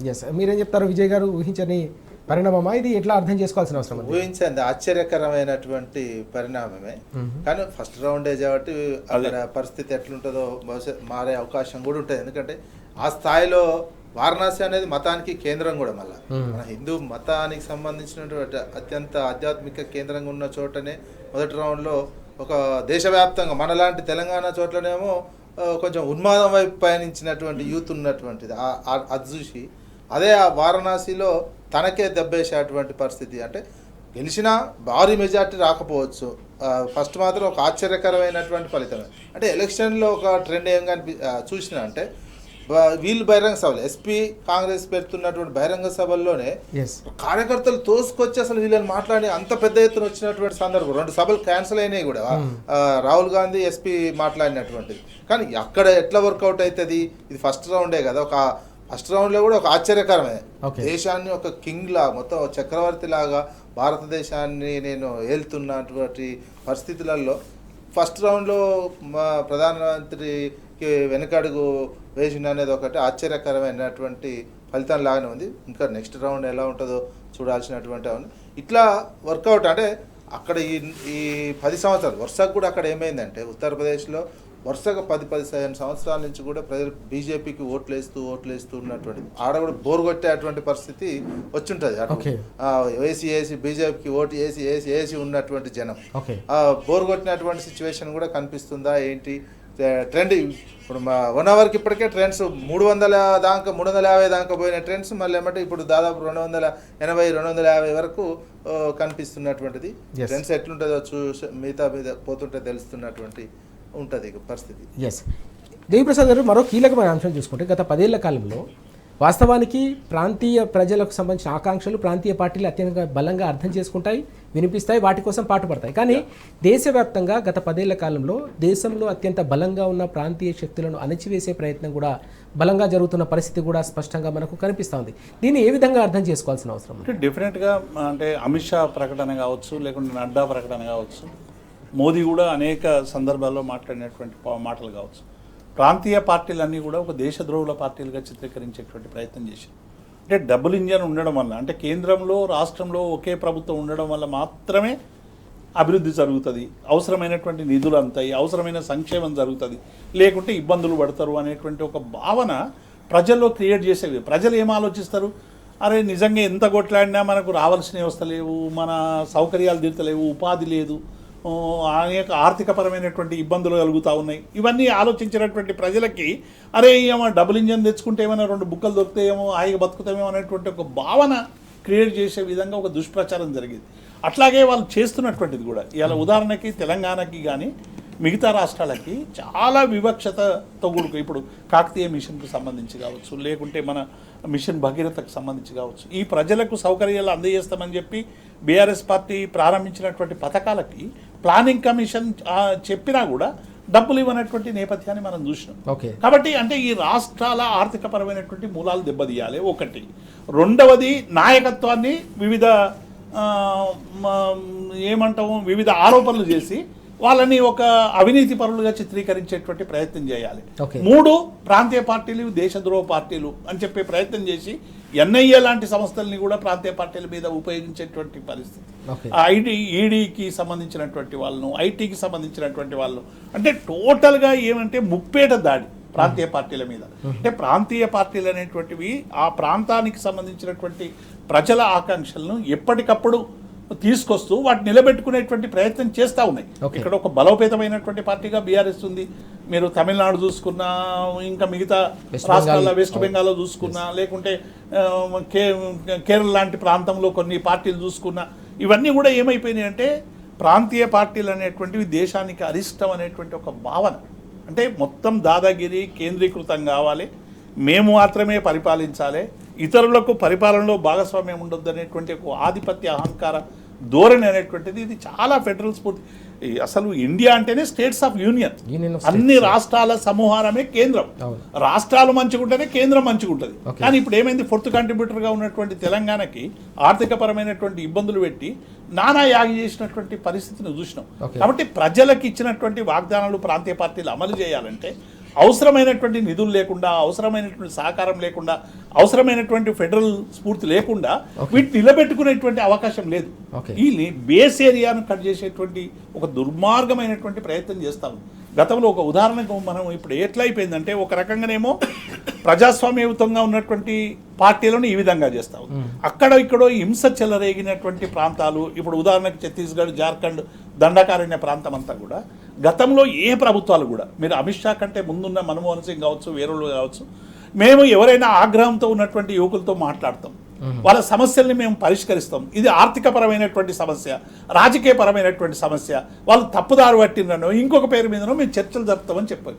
కానీ ఇవాళ అమిత్ షా చాలా బహిరంగంగా మేము మొత్తం మందిని చంపేస్తామనేటువంటి పద్ధతిలో, ఎరాడికేట్ చేస్తామనేటువంటి పద్ధతిలో దాన్ని కొత్త కొత్త పేర్లు పెట్టి మొత్తం గిరిజనులందరినీ ఇలా ఆదివాసీలు అంటేనే మరణానికి దగ్గరగా అయ్యేటువంటి ప్రయత్నం కనబడతా ఉంది. ఇలా అనేక మంది ఆదివాసులు చనిపోతూ ఉన్నారు. ఆదివాసుల కోసం పెద్ద యుద్ధమే జరుగుతున్నటువంటి నేపథ్యంలో ఇలా భారతదేశం ఎక్కడ స్పందన లేనటువంటి సందర్భం కూడా కనబడతా ఉంది. అంటే ప్రభుత్వాలు ఇలా ప్రజల్ని నోరు మోయించడంలోనూ, పౌర హక్కుల్ని అణచడంలోనూ, ప్రాంతీయ పార్టీల నాయకత్వాన్ని పూర్తిగా అణచడం, ఒకవేళ మంచిగా ఉంటే లిక్కర్ కేసు పెట్టడం, లేకుంటే ఇంకొక కేసు పెట్టడం, ఇటువంటి పద్ధతులు చేసి మొత్తంగా కూడా ఒక రాజకీయ వ్యతిరేకతని సృష్టించేటువంటి ప్రయత్నం చేస్తూ ఉన్నాయి. కాబట్టి ప్రజలు ఇవాళ అర్థం చేసుకొని, ప్రజా సమూహాలు అర్థం చేసుకొని, ప్రజలు ఇవాళ విస్తృతమైనటువంటి భావజాలానికి వ్యతిరేకంగా ఒక విశాల ప్రజావేదిక ఇవాళ ఏర్పడాల్సినటువంటి అవసరం ఉంది అనేటువంటి విషయం మాత్రం ఇవాళ ఒక చారిత్రక సత్యాన్ని ఎన్నికలు చెప్తా ఉన్నాయి.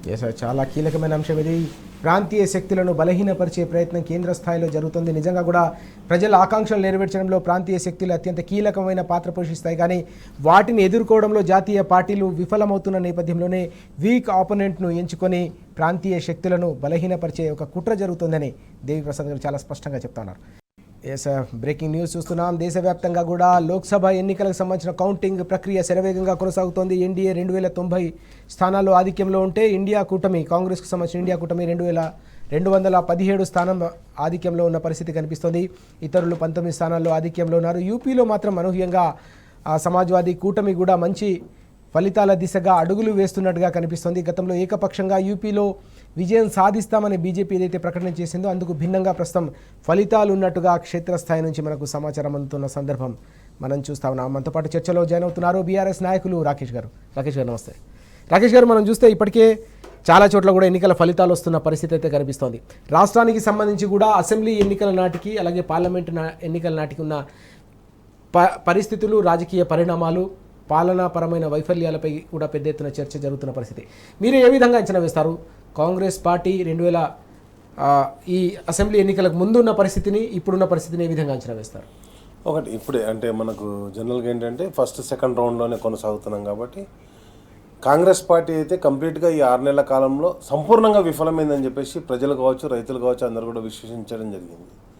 ఆ విశ్లేషించిన క్రమంలో మనకు గ్రామీణ ప్రాంతాల్లో జరిగినటువంటి ఓటింగ్ అనేది ప్రధాన అంశంగా జరుగుతుంది. కాబట్టి ఈరోజు ఏ విధంగా ఉంటుంది అనేది మనకి ఇప్పటివరకు అందుతున్నటువంటి ప్రాథమిక సమాచారం ప్రకారం కాంగ్రెస్ పార్టీ అయితే ఇక్కడ తెలంగాణ రాష్ట్రంలో ఎక్కడ కూడా ముందంజలో లేనటువంటి పరిస్థితి కనిపిస్తుంది.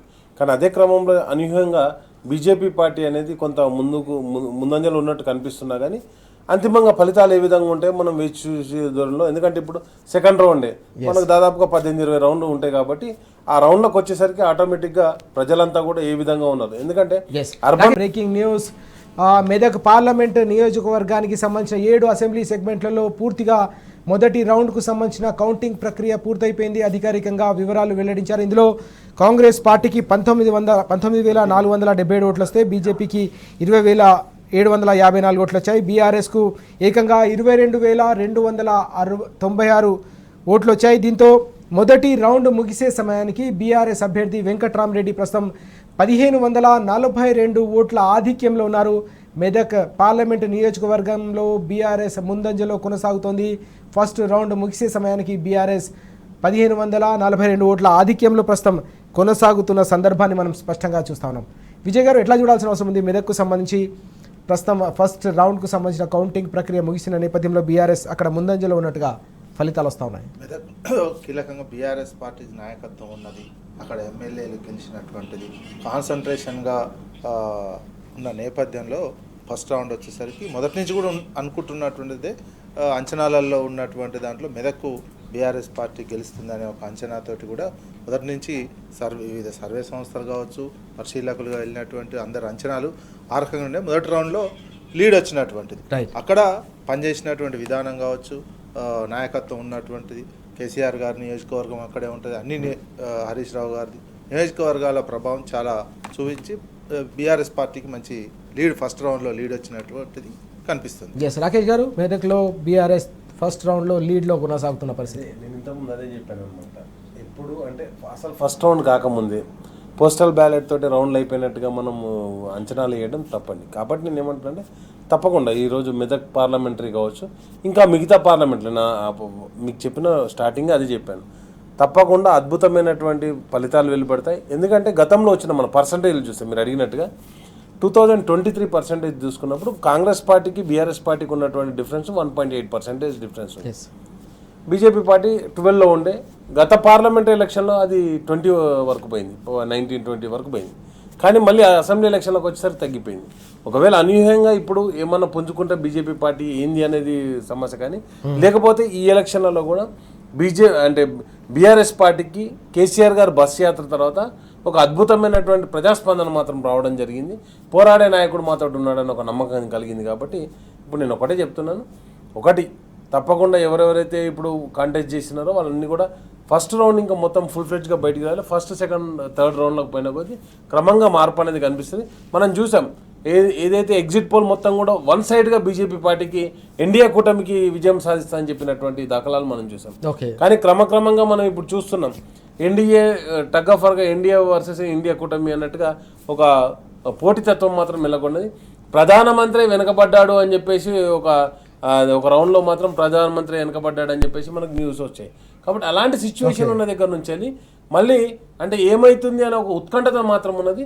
దేశ ప్రజలంతా మాత్రం ఆలోచించి తమ ఓటు హక్కును వినియోగించుకున్నట్టుగా మనకు కనిపిస్తుంది. 400 400 కాదు కదా, 200 దాటితే గొప్ప అనే కాడికి ఈరోజు అంటే బీజేపీ పార్టీ పరిస్థితి కూడా ఆ స్థితికి ఉన్నది. కాబట్టి ఏ విధమైనటువంటి మార్పు జరుగుతుంది అనేది మనం చివరి వరకు అంచనా వేయలేం. ఎందుకంటే ఎగ్జిట్ పోల్ అన్నీ కూడా మన గౌరవ పార్టీ అధ్యక్షుడు కేసీఆర్ గారు కూడా అన్నారు, మన రాష్ట్ర తొలి ముఖ్యమంత్రి గారు ఏమనంటే ఎగ్జిట్ వ్యూస్ అన్నీ కూడా బీజేపీ వ్యూసే తప్పితే అవి బలవంతంగా ఇప్పించినవి తప్పితే ఎక్కడ కూడా ఒరిజినల్గా లేవని చెప్పారు.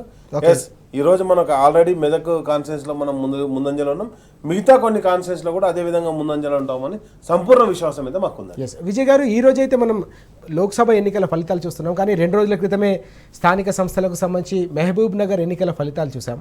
ముఖ్యమంత్రి సొంత జిల్లాలో బీఆర్ఎస్ పార్టీ అక్కడ విజయం సాధించిన సందర్భం. ప్రజలు వాస్తవానికి అంటే లోక్సభ ఎన్నికలను జాతీయ ఎన్నికలుగా భావించారా, లేక పూర్తిగా తెలంగాణకు సంబంధించి ఇంటి పార్టీ బీఆర్ఎస్ మాత్రమే శ్రీరామరక్ష అనే ఒక స్పష్టమైన సంకేతం ఇచ్చారా? స్థానిక సంస్థల ఎన్నికలు ఎలాంటి సంకేతాన్ని ఇచ్చాయని భావించారు? స్థానిక సంస్థల ఎమ్మెల్సీ ఎన్నికల్లో రేపు జరగబోయే లోకల్ బాండ్ సంబంధించినటువంటి బీఆర్ఎస్ పార్టీ వైపు చూడడం జరిగింది. ఒకసారి మన ఎలక్షన్లో ఇంటి పార్టీని మిస్ చేసుకున్నాం అనే భావన ఈ 5 నెలల్లో ప్రజల్లో అయితే కలిగింది.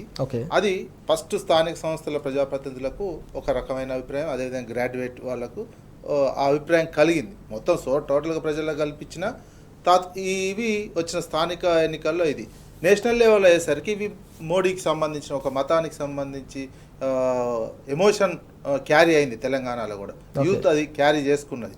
ఆ ఎమోషన్ తోటి ఇవి ఇక్కడ స్థానికంగా కేసీఆర్కి సంబంధించిన బీఆర్ఎస్ పార్టీ రాష్ట్ర ఎలక్షన్కి సంబంధించినవి కావు అనే ఒక ఆలోచన భావం ఉన్నది. అదే సందర్భంలో కొంత ఏమైందంటే మనం గెలవలేనటువంటి చోట కాంగ్రెస్ గెలవద్దు అనే ఒక అభిప్రాయం కూడా కొంతమందిలో కలిగింది. ఆ నేపథ్యంలో ఓట్లు కొన్ని అటు షిఫ్ట్ అయినట్టు బీజేపీకి షిఫ్ట్ అయినాయి తప్ప ఇవి తాత్కాలికమైనటువంటి షిఫ్టింగే. రేపు స్థానిక సంస్థల ఎంపీటీసీ జెడ్పీటీసీల ఎలక్షన్లు వచ్చినా ప్లస్ ఇంకా స్థానికానికి సంబంధించినటువంటి ఎలక్షన్స్ వస్తే మళ్ళీ కాంగ్రెస్ వర్సెస్ బీఆర్ఎస్ పార్టీ మధ్యలోనే పోటీ ఉండబోతుంది. ఇప్పుడు దేశవ్యాప్తంగా చూస్తే ఉత్తరప్రదేశ్లో బీజేపీది తగ్గిపోతున్నటువంటిది కనిపిస్తుంది. దేశవ్యాప్తంగా కాపాడుతుంది బెంగాలు, ఉమ్మడి ఆంధ్రప్రదేశ్ బీజేపీని కాపాడుతున్నటువంటి ట్రెండ్స్ని బట్టి ఉన్న ఫలితాలను బట్టి. బెంగాల్లో గతంలో 18 వస్తే ఈసారి 20-25 దాకా వచ్చేటి ట్రెండ్స్ కనిపిస్తున్నాయి. ఉమ్మడి ఆంధ్రప్రదేశ్లో మన 42 ఉన్నటువంటి ఉమ్మడి ఆంధ్రప్రదేశ్లో ఇక్కడ తెలంగాణలో పోయినసారి 4 ఉంటే ఇప్పుడు ఒక 3-4 ఎక్స్ట్రా వచ్చేటువంటిది కనిపిస్తుంది. అక్కడ దాదాపు ఉన్నటువంటి ఎన్డీఏ కూటమి ఉన్న రిజల్ట్స్ ప్రకారం 20 వచ్చేటట్టు, ఆ 20 ఈ యొక్క 27 బెంగాల్కు సంబంధించినటువంటి ఒక 20. ఈ ఎక్కడైతే ఉత్తరప్రదేశ్లో సగానికి పడిపోయినటువంటి స్థానాలను అవి ఈ 2 రాష్ట్రాలు భర్తీ చేస్తున్నట్టు, ఉమ్మడి ఆంధ్రప్రదేశ్ అదేవిధంగా బెంగాల్కి సంబంధించినటువంటి భర్తీ చేస్తున్నటువంటిది కనిపిస్తుంది. అట్లా భర్తీ చేసిన ఓన్గా బీజేపీ మ్యాజిక్ ఫిగర్ దాటుతుందా లేదా అనేది ఇక చివరి ఫలితాలు వచ్చేంత వరకు చూడాల్సినటువంటి అవసరం ఉంది. ఇప్పుడున్నటువంటి ట్రెండ్స్ ప్రకారం మాత్రం బీజేపీ లీడ్ ఉన్న అంత అనుకున్నటువంటి స్థాయిలో వాళ్ళు 400కి ఎక్కువ, మేము ఓన్గా 370 వస్తాయి అనేటువంటి సిచ్యువేషను లేనటువంటి పరిస్థితి అయితే ప్రస్తుతం కనిపిస్తుంది. ఓ రకంగా ప్రజలు ఏంటంటే బోరుగొట్టే ఏదైనా వాళ్ళ బేస్ ఉన్నటువంటి ఉత్తరాదిలో బీజేపీకి దెబ్బపడ్డది, వాళ్లకు కలిసి వస్తున్నది. తూర్పుకు ఉన్నటువంటి బెంగాలు, అదేవిధంగా కింద దక్షిణాదిలో ఉన్నటువంటి ఉమ్మడి ఆంధ్రప్రదేశ్ కలిసి వస్తున్నటువంటిది కనిపిస్తున్న రిజల్ట్స్. మొత్తానికి మనం చూస్తున్నాం బీజేపీ ప్రస్తుతం 306 స్థానాల్లో ఆధిక్యంలో ఉంది బీజేపీ కూటమి. కాంగ్రెస్కు సంబంధించిన కూటమి 212 స్థానాల్లో ఆధిక్యంలో ఉన్న పరిస్థితి. బీజేపీ ఎన్నికల్లో వినిపించిన ప్రధానమైన నినాదం అబ్కీ బార్ 400 పార్ అని, కానీ వాస్తవ పరిస్థితి చూసుకున్నట్టయితే అబ్కీ బార్ 400 పార్ అనే నినాదం పనిచేయలేదని స్పష్టంగా కనిపిస్తుంది. 300 స్థానాల్లో ప్రస్తుతం ఎన్డీఏ కూటమి ఆధిక్యంలో కొనసాగుతున్న సందర్భం అయితే అదే సంకేతాన్ని ఇస్తున్న పరిస్థితిని మనం క్షేత్రస్థాయిలో చూస్తూ ఉన్నాం. మనం చూస్తున్నాం లోక్సభ ఎన్నికలకు సంబంధించిన కౌంటింగ్ ప్రక్రియ శరవేగంగా కొనసాగుతోంది. ప్రస్తుతం అందుతున్న సమాచారాన్ని బట్టి చూస్తూ ఉంటే మెదక్ పార్లమెంట్ నియోజకవర్గానికి సంబంధించిన కౌంటింగ్ ఫస్ట్ రౌండ్ ముగిసింది. కొద్దిసేపటి క్రితమే అందిన సమాచారాన్ని బట్టి చూస్తూ ఉంటే బీఆర్ఎస్ అభ్యర్థి వెంకట్రామరెడ్డి 1542 ఓట్ల ఆధిక్యంలో కొనసాగుతున్నారు. సెకండ్ రౌండ్లో కూడా ఇదే ట్రెండ్ కొనసాగే అవకాశం ఉన్నట్టుగా అక్కడ మనకు సమాచారం అందుతుంది. మరో కీలకమైన నియోజకవర్గం బీఆర్ఎస్ పార్టీకి సంబంధించిన అభ్యర్థి ప్రవీణ్ కుమార్ పోటీ చేస్తున్న నాగర్ కర్నూలు నియోజకవర్గంలో కూడా బీఆర్ఎస్ ఆధిక్యంలో ఉన్నట్టుగా సమాచారం అందుతోంది. కానీ ఇప్పటివరకు అధికారికంగా ఎన్నికలకు సంబంధించిన కౌంటింగ్ అధికారులు మాత్రం ఎలాంటి వివరాలు వెల్లడించలేదు. ఇప్పటి వరకు కూడా ఫస్ట్ రౌండ్ వివరాలు ఎందుకు వెల్లడించట్లేదని అక్కడ మీడియా ప్రతినిధులు కూడా ప్రశ్నిస్తున్న సందర్భం. విజయ్ గారు, ఇక్కడ మనం నాగర్ కర్నూలుకు సంబంధించిన పార్లమెంట్ నియోజకవర్గానికి సంబంధించిన ఫైట్ను ఎట్లా చూడాల్సిన అవసరం ఉంది? బీఆర్ఎస్ అభ్యర్థిగా ఆర్ఎస్ ప్రవీణ్ కుమార్ను బరిలోకి దించారు బీఆర్ఎస్ అధినేత కేసీఆర్ గారు. ప్రచారం సందర్భంగా కూడా మనం చూసాం ప్రజల నుంచి విశేషమైన స్పందన లభించిన సందర్భం. ఎట్లా చూడాల్సిన అవసరం ఉంది? ఆర్ఎస్ ప్రవీణ్ కుమార్ ఒక నేమ్ ఉంది రాష్ట్రంలో. విద్యాలయాలకు సంబంధించిన, గురుకులాలకు సంబంధించిన ఒక దాన్ని మొత్తం సెట్ చేసినటువంటి వ్యక్తిగా విద్యార్థులలో ఉన్నటువంటి దాన్ని, ఆయనకు ఉన్నటువంటి ఆఫీసర్గా అందించినటువంటి సేవలను కేసీఆర్ గారు గుర్తించారు. వచ్చిన తర్వాత బీఎస్పీలో ఉంటే రాష్ట్రానికి నీ సేవలు అవసరం అని చెప్పి తీసుకున్న నేపథ్యం ఇచ్చింది. అది వర్కౌట్ అయినట్టు ఫస్ట్ రౌండ్లో కనిపిస్తున్న లీడింగ్. మొదటి నుంచి కూడా అనుకుంటున్నటువంటిది ఏంటంటే అక్కడ ఒక మంచి క్యాండిడేట్, ఒక సివిల్ సర్వీసెస్ ఉన్నటువంటి వ్యక్తి, ఒక సామాజిక దృక్పథంతో ఒక రాష్ట్ర అభివృద్ధి కోసం ఒక ఆలోచన ఉన్నటువంటి వ్యక్తిగా తను పాజిటివ్ యాటిట్యూడ్లో ప్రజలు కూడా ఆయన చూసినటువంటిది కనిపిస్తున్నది. ఆ నేపథ్యంలోనే ఇటువంటి పొజిషన్లో కూడా అక్కడ పోటీ ఇచ్చి నిలబడి లీడ్లోకి రావడం అంటే అట్లాంటి చిన్న విషయం అయితే కాదు ఇటువంటి పరిస్థితులలో. ఆ పరిస్థితుల్లో ప్రవీణ్ కుమార్ కేసీఆర్ కాంబినేషన్ ఆడ బాగా వర్కౌట్ అయినట్టు కనిపిస్తుంది. మిగతా అన్ని స్థానాలలో ఉన్నటువంటి దాంట్లో ఇతర బీజేపీ కాంగ్రెస్ లీడ్ వస్తున్నటువంటి సందర్భంలో నాగర్ కర్నూలు ఇప్పుడున్నటువంటి ముఖ్యమంత్రి గారి ఉమ్మడి ఈ జిల్లాలో ఆ 2 పార్లమెంట్ స్థానాలు కాంగ్రెస్ పార్టీ వెనుకంజలో ఉన్నటువంటిది అయితే కాంగ్రెస్ పార్టీకి మాత్రం చాలా ప్లస్ ముఖ్యమంత్రి గారికి పెద్ద షాకింగ్ న్యూస్ లాగానే ఉంటుంది. అక్కడ నాగర్ కర్నూలులో కాంగ్రెస్ పార్టీ ఏ రకమైనటువంటి పొజిషన్లు ఉందో ఇంకా తెలియాల్సినటువంటి అవసరం ఉన్నది. అది అనౌన్స్ చేయట్లేరు అనేది కూడా వస్తున్నది. ఇంకా అనౌన్స్ ఎందుకు చేయట్లేరు, ఎందుకు ఆపేస్తున్నారు, అక్కడ కాంగ్రెస్ మరీ థర్డ్ ప్లేస్కి పోతున్నదా, ఇటువంటి నేపథ్యంలో మొత్తమే నాగర్ కర్నూలులో చేసినటువంటి ఫైటు సొంత జిల్లా కూడా ఆర్ఎస్ ప్రవీణ్ కుమార్ది కూడా సొంత జిల్లా అయినటువంటి నేపథ్యంలో ఒక మంచి పాజిటివ్ వాతావరణంలో జరిగిన ఎలక్షన్లో ఆయనకు లీడ్ వచ్చినట్టు కనిపిస్తున్నది. అది కూడా ఒక మంచి సంకేతంగానే చూడాల్సినటువంటి అవసరం, తెలంగాణకే ఒక మంచి సంకేతంగా చూడాల్సినటువంటి అవసరం ఇప్పుడు ఉన్నటువంటి పరిస్థితుల్లో. రాకేష్ గారు, మెదక్లో ఆధిక్యంలో కొనసాగుతున్న అభ్యర్థి ఒక ఐఏఎస్గా పనిచేశారు. ఇప్పుడు నాగర్ కర్నూలుకు సంబంధించిన అభ్యర్థి ఒక ఐపీఎస్గా పనిచేసిన సందర్భం. వివరాలు అయితే ఇంకా నాగర్ కర్నూలుకు సంబంధించిన ఫలితాలు అఫీషియల్గా రానప్పటికీ అక్కడ కూడా ట్రెండ్స్ బీఆర్ఎస్కు అనుకూలంగా ఉన్నట్టుగా మా ప్రతినిధి చెప్పిన సందర్భం మనం చూసాం. ఎట్లా చూడాల్సిన అవసరం ఉంది? విద్యావంతులకు ప్రజలు పట్టం కడుతున్న తీరు కావచ్చు, వారి వైపు మొగ్గు చూపుతున్న సందర్భం కావచ్చు. ఒకటండి, ప్రధానంగా ఈరోజు అంటే ఎక్కడైతే మనం మెదక్ కావచ్చు, అదేవిధంగా మనం ఇక్కడ చూసుకుంటే నాగర్ కర్నూలు కావచ్చు, రెండు చోట్లలో కూడా మీకు ఒక గమ్మత్తైన విషయం ఏంటంటే కాంగ్రెస్తో పోటీ పడట్లేదు, మనం బీజేపీతో పోటీ పడుతున్నాం. ఓకే, అదేవిధంగా దేశం మొత్తంలో కూడా ఫర్ సపోజ్ మనం యూపీ ఎగ్జాంపుల్ తీసుకుందాం, చిన్న ఎగ్జాంపుల్గా యూపీని తీసుకుందాం. ఉత్తరప్రదేశ్లో కాంగ్రెస్తో బీజేపీ పోటీ పడట్లేదు. అక్కడ బీజేపీతో పోటీ పడుతున్న పార్టీ ఎస్పీ పార్టీ, అంటే ప్రాంతీయ పార్టీ. ఓకే, ఎక్కడ కానీ ప్రాంతీయ పార్టీ బలంగా ఉన్న దగ్గర అక్కడ బీజేపీని వాళ్ళు ఓడగొడుతారు. ఎక్కడైతే కాంగ్రెస్ బలంగా ఉందో అక్కడ బీజేపీ పార్టీ గెలుస్తుంది. ఓకే, అంటే కాంగ్రెస్ బలంగా ఉన్న ప్రతి ప్రదేశంలో కూడా కంప్లీట్గా మనకు బీజేపీ పార్టీ లీడ్ కనిపిస్తుంది. మీకు గతంలో జరిగినటువంటి ఎలక్షన్లో ఎగ్జాంపుల్ చెప్తాను. గతంలో రాజస్థాన్లో కాంగ్రెస్ పార్టీ అశోక్ గెహ్లోట్ గారు ముఖ్యమంత్రిగా ఉండే, కానీ అక్కడ 25 స్థానాలు బీజేపీ పార్టీ గెలిచింది. అదేవిధంగా మధ్యప్రదేశ్లో కూడా ఆ రోజు కాంగ్రెస్ అధికారంలో ఉండే, అక్కడ 27కు 26 స్థానాలు కాంగ్రెస్ పార్టీకి, అది మన బీజేపీ పార్టీ గెలిచినటువంటి పరిస్థితి. ఓకే, అదేవిధంగా మనము కర్ణాటకలో చూసుకుంటే కూడా అక్కడ 25 స్థానాలు గెలిచినటువంటి పరిస్థితి 28కి. అంటే నేను ఏమంటున్నా అంటే ఎక్కడెక్కడైతే కాంగ్రెస్ పార్టీ ఉంటుందో అక్కడక్కడ బీజేపీ విజయం సాధిస్తుంది.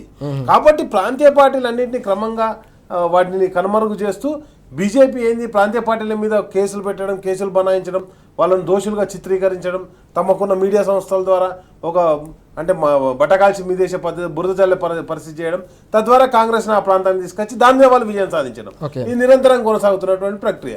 ఆ ప్రక్రియలోనే భాగంగా కూడా తెలంగాణలో కూడా బీజేపీ కంప్లీట్గా గత అసెంబ్లీ ఎలక్షన్లలో బీజేపీ పార్టీ మొత్తం ఓట్లు తీసుకోండి. ఈ రోజు అంటే ఐఎమ్ ఛాలెంజింగ్, ఈ రోజు ఉన్నటువంటి ఓటింగ్ పర్సెంటేజ్ ఆ రోజు ఎందుకు లేదు అంటే ఆ రోజు బీజేపీ పార్టీ కంప్లీట్గా కాంగ్రెస్ పార్టీకి సరెండర్ అయింది. కాంగ్రెస్ పార్టీ లీడ్కి వస్తేనే మేము లీడ్కి వస్తామని. కాబట్టి కాంగ్రెస్ పార్టీ ఎక్కడ కూడా దేశం మొత్తంలో బీజేపీ పార్టీకి పోటీనివ్వట్లేదు. బీజేపీ పార్టీకి పోటీని ఇస్తున్నాయంటే అన్ని ప్రాంతాల్లో కూడా ప్రాంతీయ పార్టీలు, ఆ వెస్ట్ బెంగాల్లో మమతా బెనర్జీ గారు కావచ్చు, లేకపోతే నవీన్ పట్నాయక్ గారు కావచ్చు ఒరిస్సాలో కావచ్చు, లేకపోతే యూపీలో ఎస్పీ పార్టీ కావచ్చు, లేకపోతే తెలంగాణలో బీఆర్ఎస్ పార్టీ కావచ్చు, అంటే ఆంధ్రప్రదేశ్లో కూడా మళ్ళీ కూటమి అక్కడ. అవును, అంటే టీడీపీ అక్కడ మీకు పోటీ కాంగ్రెస్ వర్సెస్ బీజేపీ లేదు మళ్ళీ, అండ్ వైఎస్ఆర్సీపీ ఉంది. మళ్ళీ తమిళనాడుకి వెళ్ళాం అనుకోండి, తమిళనాడులో కూడా డిఎంకే వర్సెస్ బీజేపీ పార్టీ ఉంది తప్పితే కాంగ్రెస్ వర్సెస్ బీజేపీ పార్టీ లేదు. ఎక్కడైతే కాంగ్రెస్ వర్సెస్ బీజేపీ పార్టీ ఉంటుందో అక్కడ బీజేపీ పార్టీ విజయం సాధిస్తుంది, అంటే పోటీ ఇస్తుంది. కాబట్టి నేను ఏమంటున్నానంటే కంప్లీట్గా కాంగ్రెస్ని ఈరోజు ప్రజలు తిరస్కరించేటువంటి స్థితిలో ఉన్నారు.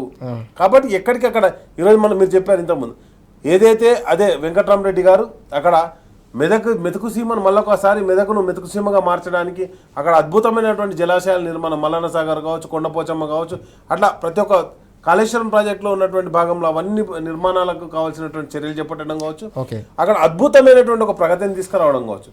వీటితో పాటు ఇక్కడ ప్రవీణ్ కుమార్ గారు తీసుకుంటే ఒకటి ఆయన ఒక కాన్సెప్ట్ తోటి, బహుజన కాన్సెప్ట్ తోటి ఆయన బీఎస్పీ పార్టీలోకి పోయింది. బీఎస్పీ పార్టీ ఎప్పుడైతే బీజేపీ పార్టీకి సరెండర్ అయినటువంటి సిచ్యువేషన్లో ఈ పార్టీలో బహుజనులు ఎవరు మనుగడ సాగించలేడు. ఈరోజు బీసీ ఎస్సీ ఎస్టీలకు మైనార్టీలకు రక్షణ కల్పించే పార్టీ ఏదైనా ఉంటే అది బీఆర్ఎస్ పార్టీ, కేసీఆర్ గారి నాయకత్వంలోనే సాధ్యమని చెప్పేసి ఆయన వెంటనే వచ్చేసి, ఎందుకంటే ఆయన కేసీఆర్ గారి ప్రభుత్వంలో ఒక అధికారిగా పనిచేసిండు, ఇక్కడ ఉన్నటువంటి స్వేచ్ఛను చూసిండు, అక్కడ ఉన్నటువంటి నిర్బంధాన్ని చూసిండు. కాబట్టి ఆ నిర్బంధం వద్ద నాకు స్వేచ్ఛ కావాలంటే మళ్ళీ కేసీఆర్ తోటి సాధ్యమని చెప్పేసి బహుజనుల రక్షణ కేసీఆర్ గారే, ఎస్సీ ఎస్టీ బీసీలను కాపాడేటువంటి ఒక నాయకుడు కేసీఆర్ గారు అని ఒక సంపూర్ణ విశ్వాసంతో తన అంటే ఒక బీఎస్పీ పార్టీ అధినాయకుడే వచ్చేసి మన పార్టీలో కలిసి కేసీఆర్ నాయకత్వంలో పనిచేస్తున్నా అంటే తప్పకుండా ఆయనను కూడా ప్రజలు ఆశీర్వదిస్తారు. నాగర్ కర్నూలు, అదేవిధంగా మెదక్ కావచ్చు, ఇంకా కొన్ని స్థానాలు కూడా మొత్తం మనకు ఆల్రౌండ్స్ అయిపోయేసరికి మనం విజయ దిశగా ముందుకు పోతామని సంపూర్ణ విశ్వాసం మాకు ఉందండి. ఎస్ విజయ్ గారు, ఇక్కడ మనం చూసుకుంటే లోక్సభ ఎన్నికల అభ్యర్థుల ఎంపిక సందర్భంలో కూడా బీఆర్ఎస్ అధినేత అనేక కీలకమైన అంశాలు చర్చించిన సందర్భం కనిపించింది. సామాజికంగా కూడా బీసీలకు అత్యధికంగా 6 స్థానాలు కేటాయించిన సందర్భం తెలంగాణ వ్యాప్తంగా దానిపై కూడా పెద్ద ఎత్తున చర్చ జరిగిన పరిస్థితి. గతంలో అంటే లోక్సభ కావచ్చు, అత్యున్నత చట్టసభ వైపు అడుగులు వేయని వర్గాలకు కూడా అవకాశం కల్పించాలన్న ఒక ఆలోచనతో సీట్ల పంపిణీ జరిగిన సందర్భం కూడా మనకు కనిపించింది. ఎట్లా చూడాల్సిన అవసరం ఉంది దాన్ని? సామాజిక కోణంలో ఆలోచించి మంచి అభ్యర్థులను టీఆర్ఎస్ పార్టీ నిలబెట్టినప్పటికీ ఉన్నటువంటి దాంట్లో ఏమైందంటే ఒక ఎమోషన్, మతానికి సంబంధించినటువంటి ఎమోషన్ క్యారీ అవ్వడం వల్ల మంచి అభ్యర్థులను కూడా ప్రజలు యాక్సెప్ట్ చేసేటువంటి పరిస్థితులలో లేనటువంటి పరిస్థితి, రాజకీయ పరిస్థితి తెలంగాణలో నెలకొన్నది. ఓకే. ఇది ఓ రకంగా దురదృష్టకరమైన అనుకోవాలి. తెలంగాణ సమాజానికే ఓ దురదృష్టకరమైనటువంటి అంశం. సొంతంగా తెలంగాణ వచ్చి 10 ఏళ్ళు సెటిల్ అవుతున్నటువంటి దశల్లోనే ఒక వెనుకడుగు పడినటువంటిది. అభివృద్ధి వేగంగా పోతున్నటువంటి అభివృద్ధికి మొన్న బీఆర్ఎస్ పార్టీ అనే ఇంటి పార్టీ ఓటమి చాలా తెలంగాణ సమాజానికే ఒక వెనుకడుగు లాంటిది. తెలిసిపోతుంది 4 నెలలకే కరెంటు ఇతర అంశాల్లో చాలా వేగం ఆగిపోయినటువంటిది అయితే కనిపిస్తుంది.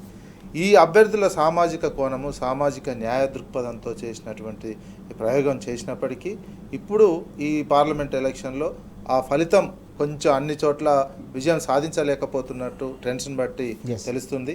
ఇది భవిష్యత్తులో సరే ఇప్పుడు ఒక వెనుకంజ వేసినప్పటికీ సామాజిక కోణంతో ఉన్నటువంటి తెలంగాణ భవిష్యత్తులో సామాజిక అంశాల ప్రాతిపదికగానే ఎలక్షన్స్ జరిగే అవకాశాలు ఎక్కువగా ఉంటాయి. ఎందుకంటే ప్రజల్లో వస్తున్నటువంటి చైతన్యం, ప్రజల్లో పెరుగుతున్నటువంటి సామాజిక స్పృహ, అదేవిధంగా ఆర్థిక స్పృహ, ఎవరు ఏ రకంగా అభివృద్ధి చేస్తున్నారు, ఆర్థికంగా కావచ్చు, సామాజికంగా కావచ్చు, మొత్తం ఓవరాల్గా స్టేట్కి సంబంధించినటువంటి అంశాలు, ఇవన్నీ భవిష్యత్తు ఎలక్షన్లో జరగబోయే ఎలక్షన్లో ప్రభావితం చూపించే అవకాశం ఉంది.